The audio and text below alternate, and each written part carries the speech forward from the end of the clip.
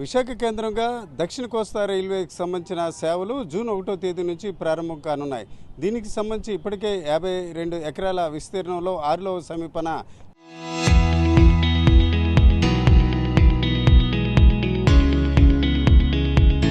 నిర్మాణ పనులు ప్రారంభమయ్యాయి. అయితే 36 నెలల వ్యవధిలో ఆ పనులు పూర్తి చేయడానికి రైల్వే ఆదేశించిన పరిస్థితి. అయితే తాజాగా మనం చూడవచ్చు, ఆర్టీవీ ఎక్స్క్లూజివ్గా విజువల్స్ అందిస్తుంది. ఇప్పుడు డెక్ ఏదైతే సిరిపురం జంక్షన్గా చెప్పుకునే ఈ ప్రాంతంలో 7-8 ఫ్లోర్లను సౌత్ కోస్ట్ రైల్వేకి సంబంధించి కేటాయించడం జరిగింది. ఇక్కడ జీఎంతో పాటు ఇతర కార్యకలాపాలు కూడా కొనసాగే అవకాశం ఉంది.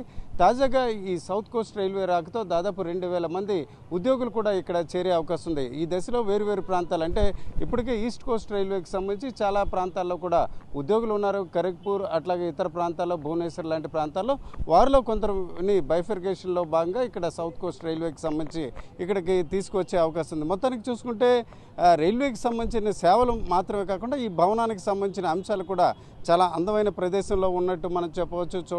మనం చూడొచ్చు విజువల్స్లో ఎక్స్క్లూజివ్గా ఆర్టీవీ విజువల్స్ అందించే ప్రయత్నం చేస్తుంది.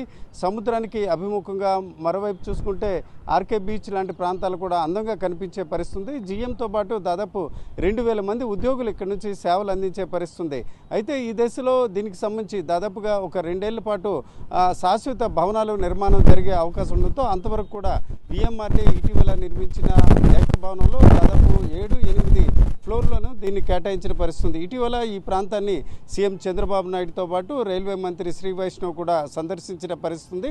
మొత్తానికి చూసుకుంటే విశాఖ కేంద్రంగా రైల్వే జోన్ ఏర్పాటు చేయాలని దాదాపు 3 దశాబ్దాలుగా ప్రజలు అలాగే ఉద్యమకారులు ప్రజా సంఘాలు కూడా కోరిన పరిస్థితుంది. ఈ రకంగా ఇక్కడ సౌత్ కోస్ట్ రైల్వే ఏర్పాటు కావడం ఒక రకంగా కూటమి ప్రభుత్వం సాధించిన విజయంగా పార్టీలు చెబుతుంటే, మరోవైపు ఉద్యమకారులు సాధించిన విజయంగా చెప్పుకోవచ్చు.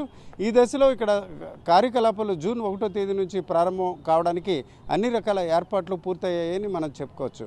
కెమెరా పర్సన్ తిరుపతితో రామచంద్ర, ఆర్టీవీ, విశాఖపట్నం.